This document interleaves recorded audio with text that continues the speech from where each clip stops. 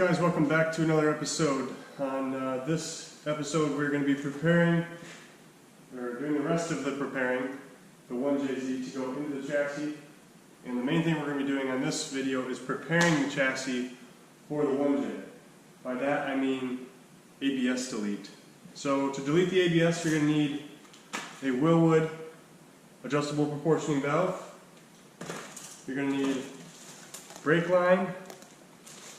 You're going to need 2 of these brake T-fittings, a couple of these unions, 3, 4 of them, and I also got a bunch of these straight lines. So that should be everything you need to delete the ABS system in the is300. However, now that I'm here, I was just checking the car out and doing some thinking. Now that I'm here, I realize this is like the best time I'm ever going to have to be able to install a hydraulic handbrake. And when I did a drift event in that car, my handbrake stopped locking up because the cables stretched out. And rather than always having to adjust my cables every single sinking drift event, I figured I might as well just do the hydraulic handbrake now. I'm going to have the hydraulic system open. All I got to do is run 2 lines into the interior and mount the handbrake. So I ordered that right now. That's going to set this back a little bit, but right now I'm just going to get started on the is300 and removing the ABS module.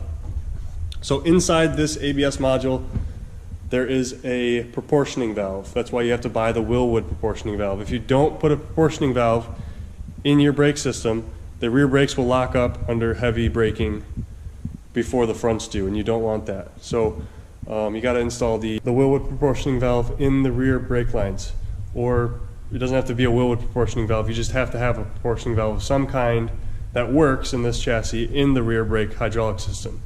So what I'm going to do is start by removing all of these lines all the way up to the master cylinder, and then I'm going to start mocking things up. I don't know how much I'm going to film, but I definitely will show you at least the end result. So I've got the rear brake lines kind of mocked up right now. This is kind of like a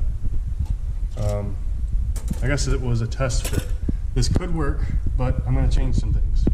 But anyway, I have the proportioning valve mounted here. Pro tip, make sure you reuse this stock fitting. If you don't, you won't be able to get a wrench on it from the top. When the engine is installed, you won't be able to get a wrench from the bottom either. So this is the OEM fitting. Make sure you reuse it. That loops up to here, or I'm sorry, that loops to here, into the proportioning valve, and then down to here, into the sound deadening, and into the tunnel. Now I am running a hydro handbrake now, so I have this line ran to the hydro, and this line running back from the hydro, split with a T here, and then the T lines go to the stock little fittings there, and then from there back, the rear brakes are all stock. So that is half of the ABS delete right now done. I still have to do the hydro, which I'm still working on. I'll show you guys that. I got some cool ideas. And I got to do the front brakes now. So this is obviously the driver. This is the passenger side. I was going to try to keep these and maybe reuse them, but I'm just going to run new lines. It'll look better in the long run. So I'll update you guys here when I get more progress. So there's a little grommet right there.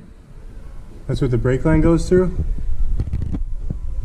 If you take it out, you can run it on your line.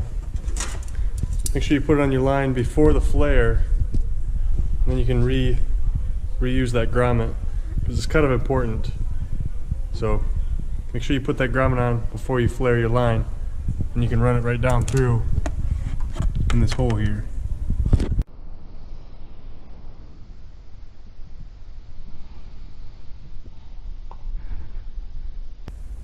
This is just dish soap and hot water.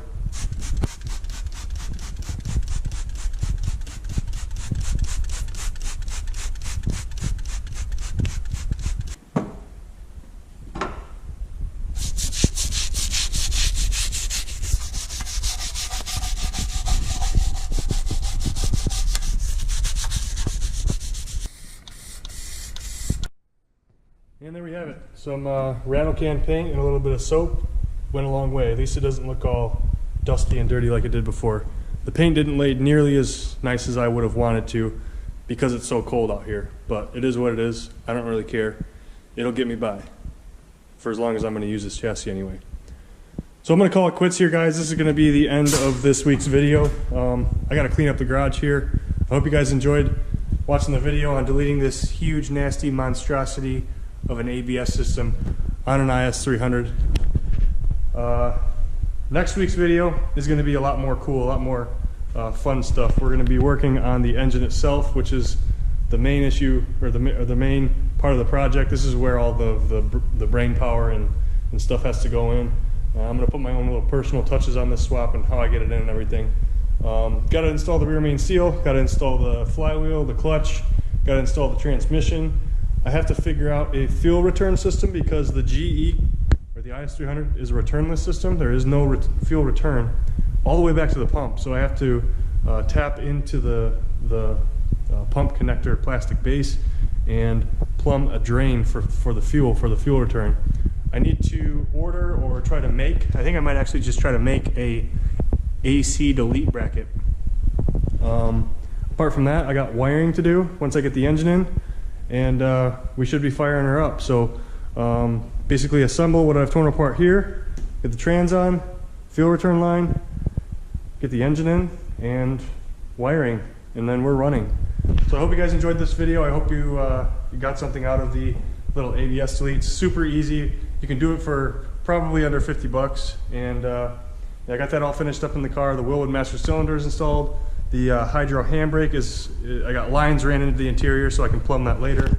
I got my hydro handbrake here. I also got this nice new Harbor Freight workbench and vise, which is cool. And yeah, this week has been fun. So I hope to see you guys next week. We're going to be doing some actual work on the GE.